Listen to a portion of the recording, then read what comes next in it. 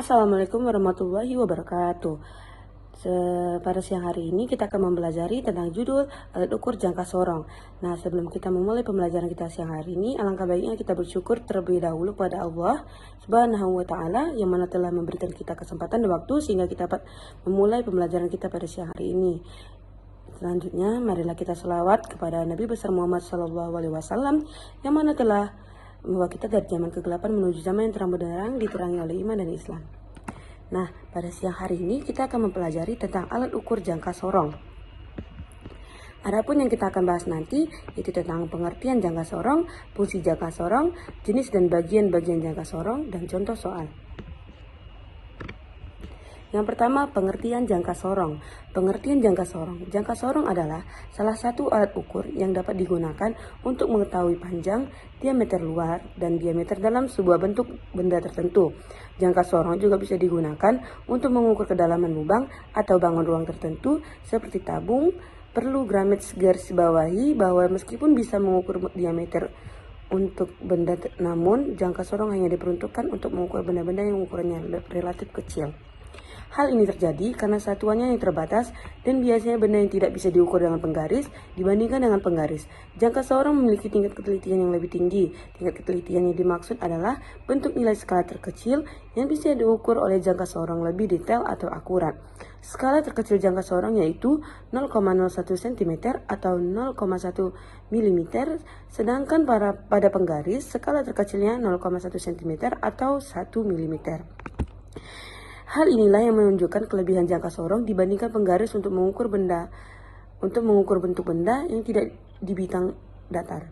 Ukurannya yang detail dan akurat membuat jangka sorong menjadi alat ukur yang diandalkan para pekerja di bidang teknik, apalagi ukurannya relatif kecil dan mudah dibawa kemana-mana.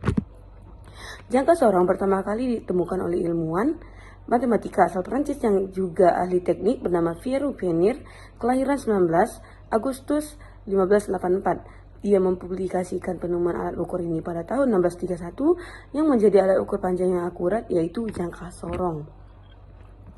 Yang kedua, kita membahas fungsi jangka sorong. Adapun beberapa fungsi jangka sorong, yang pertama, berfungsi untuk mengukur suatu benda dari sisi luar dengan cara diapit. Selanjutnya, berfungsi mengukur sisi dalam bentuk benda yang biasanya berupa lubang seperti pipa dengan cara mengulurnya. Yang selanjutnya berfungsi mengukur kedalaman celah atau lubang suatu bentuk benda dengan cara menancapkan atau menusukkan bagian alat ukur. Yang selanjutnya berfungsi mengukur ketebalan suatu bentuk benda, berfungsi mengukur diameter dalam bentuk benda menggunakan rahang tetap dan rahang geser atas, berfungsi mengukur kedalaman suatu benda menggunakan tangkai ukur bagian bawah, misalnya kedalaman tabung, lubang kecil, atau perbedaan tinggi yang relatif kecil. Memiliki dua skala, yaitu skala utama dan nonius. Yang selanjutnya kita akan membahas jenis dan bagian dari jangka sorong. Jenis jangka sorong itu ada 4. Yang pertama jangka sorong analog atau manual. Yang kedua jangka sorong digital. Yang ketiga jangka sorong arloji atau jam. Yang keempat jangka sorong ketinggian. Nah, adapun bagian-bagian jangka sorong. Yang pertama rahang dalam, yang kita bisa dapat lihat di samping ini ada gambar. Rahang dalam terdiri dari rahang geser dan rahang tetap yang berfungsi untuk mengukur bagian dalam seperti diameter lubang atau celah suatu bentuk benda. Yang kedua ada rahang luar. Nah, rahang luar terdiri dari dua rahang geser dan rahang yang berfungsi untuk mengukur bagian luar, misalnya diameter, lebar atau panjang bentuk benda tertentu. Yang ketiga, tangkai ukuran kedalaman. Bagian ini berfungsi untuk mengukur kedalaman lubang suatu benda tertentu. Yang keempat, skala utama. Bagian ini berfungsi untuk menyatakan hasil ukuran utama yang biasanya dinyatakan dengan satuan cm atau inci. Biasanya panjang skala utama adalah 15. Yang kelima, itu pun ada bagian skala nonius. Bagian ini pada jangka sorong berfungsi untuk menambahkan tingkat akurasi ekstra pada pengukuran yang biasanya dinyatakan dalam suatu inci atau milimeter. Yang keenam ada baut pengunci.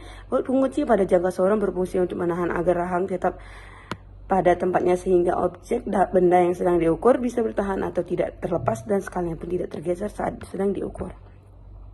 Dan yang selanjutnya itu ada contoh soal. Nah, di sini saya akan memberikan contoh soal agar murid-murid atau siswa akan paham bagaimana cara mengukur dengan menggunakan jangka sorong. Nah, di sini ada gambarnya. Di situ ada gambar yang sudah tertera. Soalnya berapa hasil pengukur pada gambar contoh soal 1 di samping dalam satuan cm.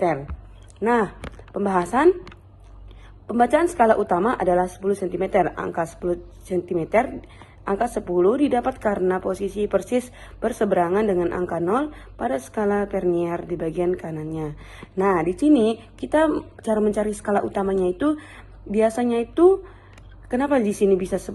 Karena angka 10 ini posisinya persis berseberangan dengan angka 0. Angka 0 yang di bawahnya itu, yang di bagian kanannya. Nah, baru selanjutnya pembacaan skala Vernier atau skala Nonius adalah 0,02. Kenapa sih bisa dapat 0,02 cm? Nah, didapat dari garis kedua setelah 0 pada skala Vernier tepat lurus dengan garis di sebelah atasnya. Nah, di sini kita mencari garis atas dan garis bawah mana yang itu bersamaan, yang sejajar. Nah, kita lihat di sini di garis yang pertama itu dia tidak sejajar, yang kedua tidak sejajar, yang selanjutnya tidak sejajar, dan yang selanjutnya itu dia sejajar kan di angka 2. Nah, makanya di situ dia 0,02 cm. Nah, jadi hasil pengukuran pada gambar contoh soal 1 di bawah samping adalah kita tambahkan saja 10 cm ditambah 0,02 cm sama dengan 10,02 cm.